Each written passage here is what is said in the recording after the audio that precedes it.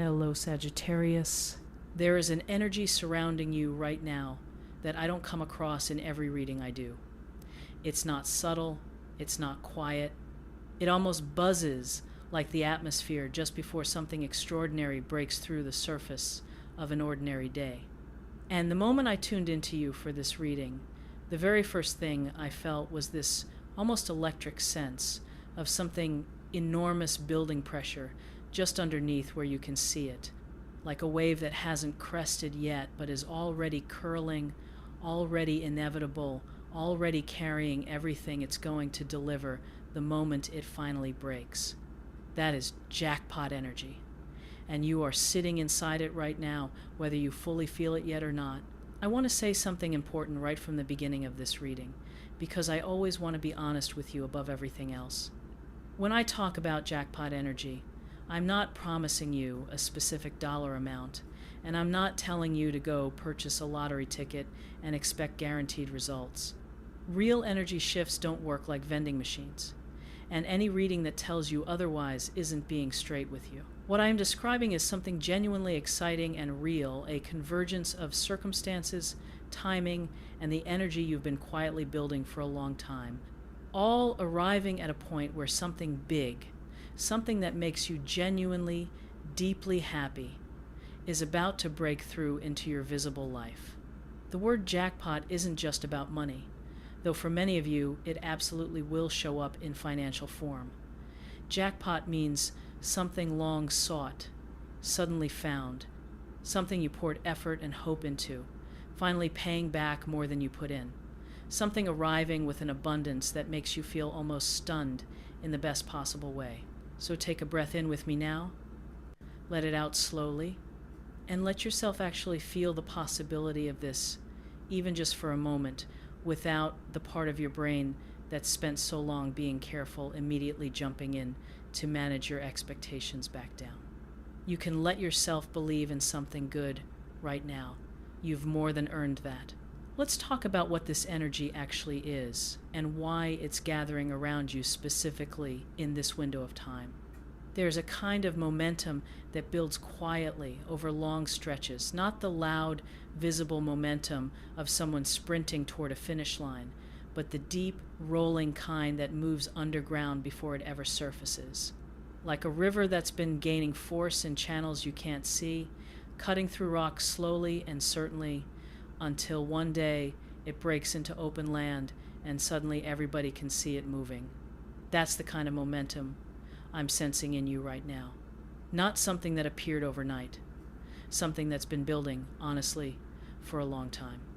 Through effort you've made without applause. Through persistence you've shown without an audience. Through mornings when you could have given up but didn't. That river is about to break into open land. And I want you to feel the significance of that, because I think sometimes we describe momentum in language so abstract that it slides past without landing. So let me say it plainly. You have been working, enduring, and hoping through a stretch where the return on that effort has been frustratingly thin. You have kept going anyway. You have not cashed in your remaining patience and walked away from the table, even when walking away felt like the only sensible option. And now the table is about to turn, not slightly, not incrementally. The way a table turns when something long compressed finally releases all at once, suddenly, with a force proportional to how long it was held back. Now, I want to talk about where this big, happy thing is likely to come from, because the energy here actually has a few distinct threads running through it, and I want you to notice which one resonates most deeply as I describe them. For a significant number of you, this is financial. Something arriving in your money situation that shifts the number you're used to seeing.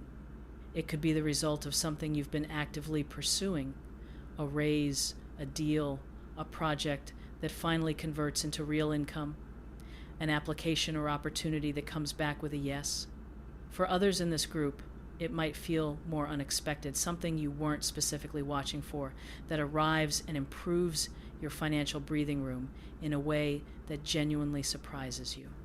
Either way, the underlying energy is the same. A shift toward more, toward ease, toward the sense that the drought has ended and something is finally, actually flowing. I want to be careful and honest here, as I always am when money comes up in a reading. I'm not pointing to a specific sum or a guaranteed source, because that's not how energetic readings actually work, and I won't pretend otherwise. What I am sensing is a genuine shift in the quality of your financial circumstances, less tightness, more movement, more opportunities for income or relief than have been present for a while.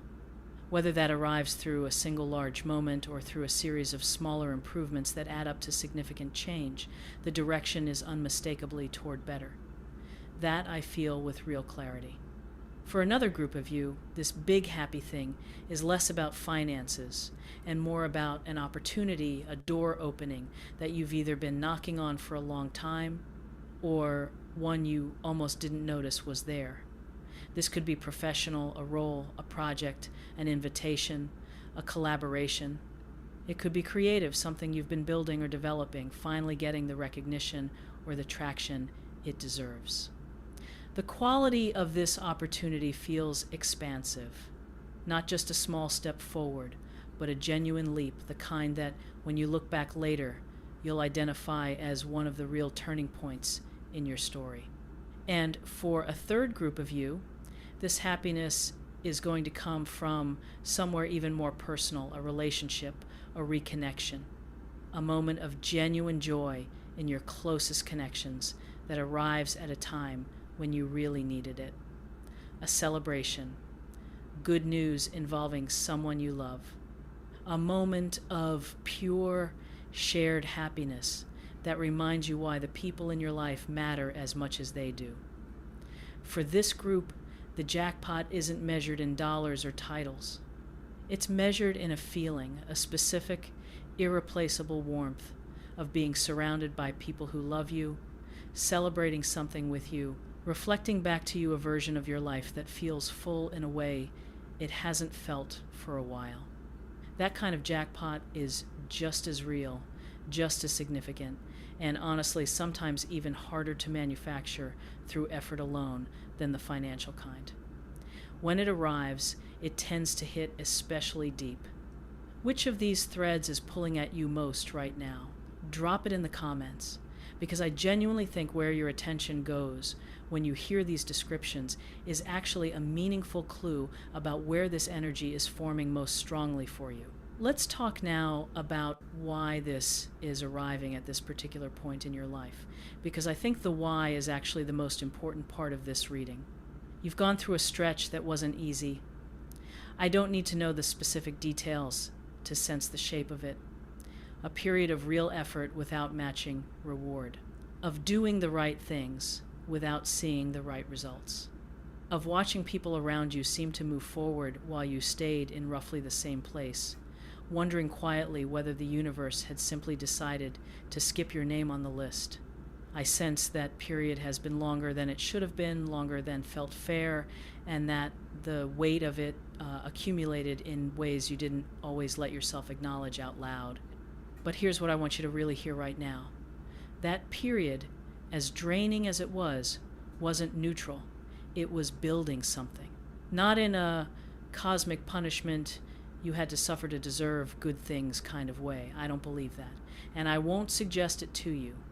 More practically than that, every stretch of real effort without reward creates a kind of compressed potential, like a spring that's been pressed down over a long time. And when the pressure finally releases, as it always eventually does, the energy that's been building doesn't just gently roll forward, it launches. That's the quality of what I'm sensing around you. This isn't a gentle, incremental step forward. This has the quality of something launching. There's a timing detail I want to address honestly, because I know it's usually the first question in everyone's mind during a reading like this. I can't give you an exact date, and I'd be doing you a disservice if I pretended to.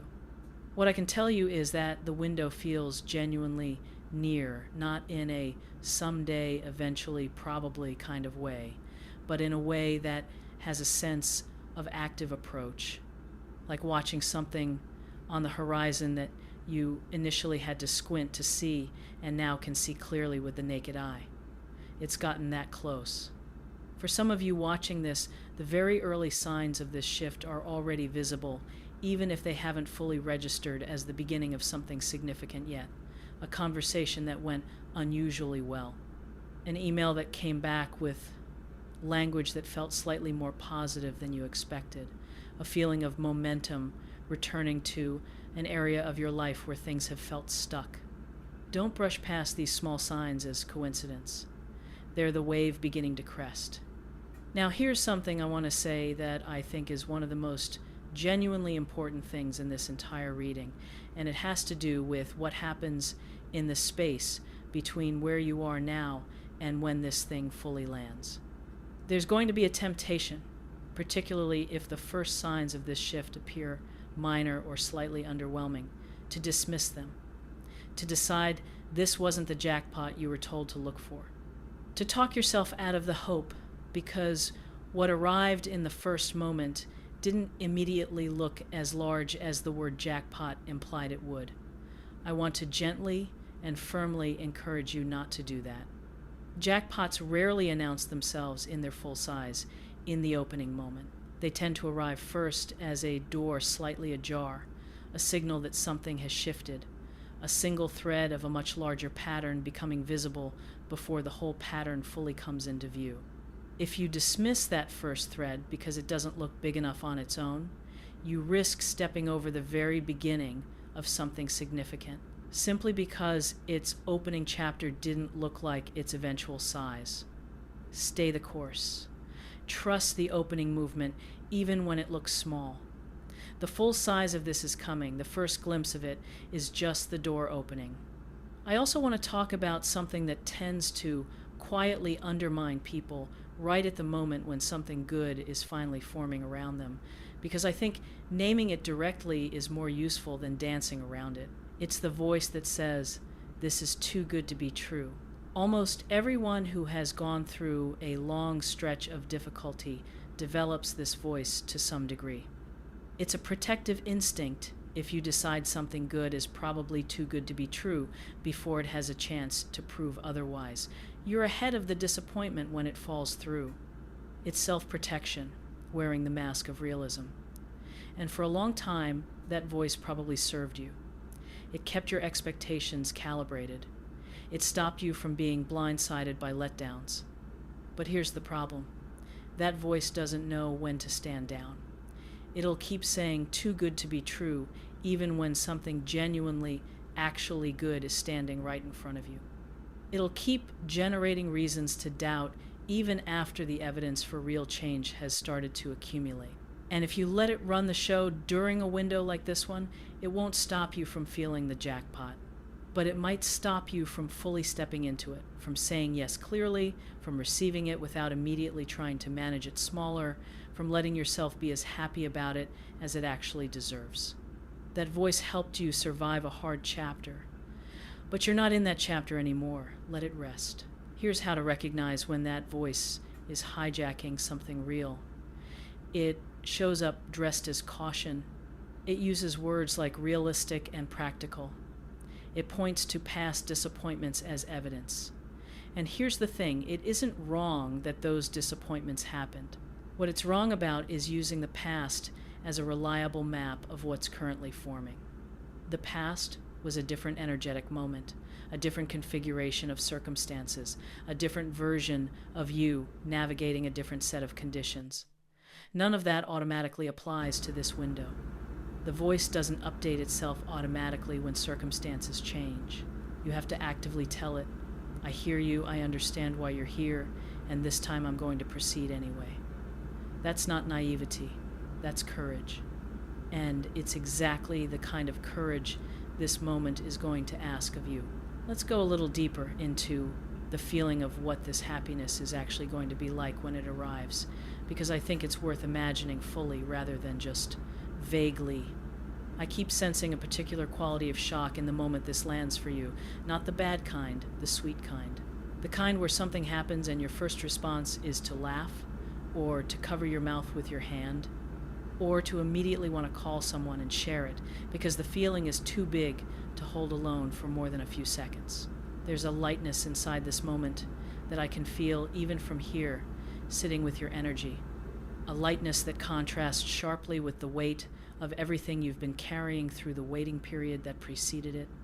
And underneath the excitement, there's something even more significant that I want you to expect.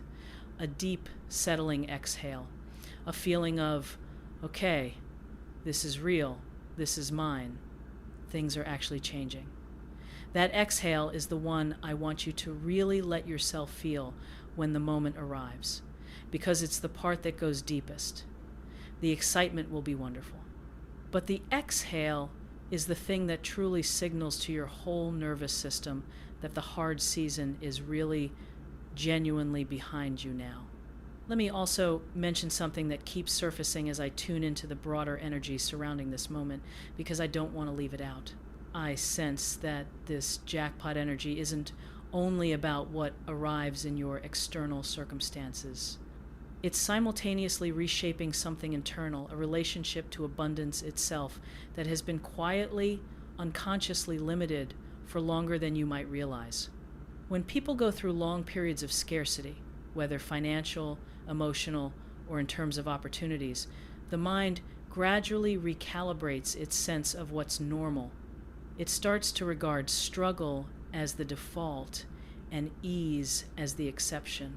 This recalibration happens quietly, without fanfare, and it tends to persist long after the external circumstances that caused it have actually changed. What this jackpot energy is going to do, beyond the practical thing it delivers into your life, is begin resetting that internal calibration. Your sense of what's normal for you is about to expand, and that expansion, once it takes root, tends to keep compounding. Because once your inner world has genuinely updated its sense of what's available to you, you start noticing more opportunities, responding to them differently, and carrying yourself in ways that naturally attract more of the same. This is one of the things people rarely talk about when they discuss good fortune. We talk about the external event, the raise, the opportunity, the moment of celebration. We don't talk as often about the internal update that good fortune quietly installs. An update that says, more than this is possible for me. I've now felt that in my lived experience, not just imagined it. And I can use that feeling as a reference point going forward. That reference point becomes quietly powerful. It changes how you negotiate, how you pitch yourself, how much you're willing to ask for and expect. All of that is part of what's coming. Not just the jackpot moment itself, but the person it's going to leave behind when the immediate excitement settles. This isn't a one-time event. It's the beginning of a different baseline. Now, as we move into the final part of this reading, I want everything that's come before to land more deeply, because this is where I want to leave you with what I think actually matters most. You are not the same person who started the chapter you've been living through. Every person who encounters a real shift in fortune does so as a changed version of themselves, shaped by what the waiting required of them, steadied by what the difficulty built in them, and arriving at the moment of change with a depth of appreciation that people who haven't waited as long simply don't have yet. You're going to feel this jackpot more fully than most people would, not in spite of everything you went through to get here, but directly because of it. The contrast is going to make the joy sharper, more vivid, more real. There's one final thing I want to say before we close, and it's this. Don't let the size of what's coming make you suddenly nervous. This is a thing that actually happens to people. Something genuinely good arrives, bigger than what they're used to. And instead of pure happiness, they start feeling anxiety. Can I hold this? Will it last? Do I deserve it? What if I mess it up? Those questions are going to want to come. And I want to tell you very clearly that the correct answer to all of them is you can, it will, you do, and you won't. The version of you receiving this jackpot is more than equipped for it. Trust yourself in that moment. Say yes to what's arriving. Let it in all the way. I want to add one more layer here, because it feels important not to skip past it. The nervousness that sometimes accompanies unexpected good fortune isn't weakness. It's a natural human response to change, even welcome change. Any significant shift disrupts the familiar landscape of your daily life, even when the disruption is entirely positive. So if you feel a flash of something that's almost fear alongside the joy of this jackpot arriving, don't let that confuse you. It doesn't mean you don't want this. It doesn't mean something is wrong. It simply means your nervous system is processing a rapid change in conditions, and it does that the same way, whether the change is good or difficult. Feel the nervousness if it comes, and then keep going forward anyway. The excitement underneath it is just as real and far more telling. So here is what I want you to carry with you when this reading ends. Stay aware of the early signals already forming around you, and don't dismiss them simply because they look small in their first appearance. Let go of the too good to be true voice. It served you in another chapter, and it's time to let it rest. When the moment arrives and that wave finally breaks, let yourself feel the full height of it. The shock, the laughter, the sweet disbelief, and most importantly, that deep, settling exhale underneath it all. And remember that this isn't a single, isolated, lucky moment. It is the beginning of a genuinely different relationship with what's possible in your life. Something big is coming, something that's going to make you very happy, and you, more than you currently believe, are completely ready for it. Drop a comment below and tell me, where do you feel this jackpot energy forming most strongly in your life right now? Is it in your finances, an opportunity, a relationship, or does it feel like something even bigger that you can't quite name yet? I'd love to hear, and so would everyone else watching this alongside you. If this resonated with you, stay close to this channel, because the energy around your life right now is moving quickly, and there's definitely more to say as it continues to unfold. For now, breathe, stand a little taller, and get ready, because what's coming for you is genuinely worth getting excited about.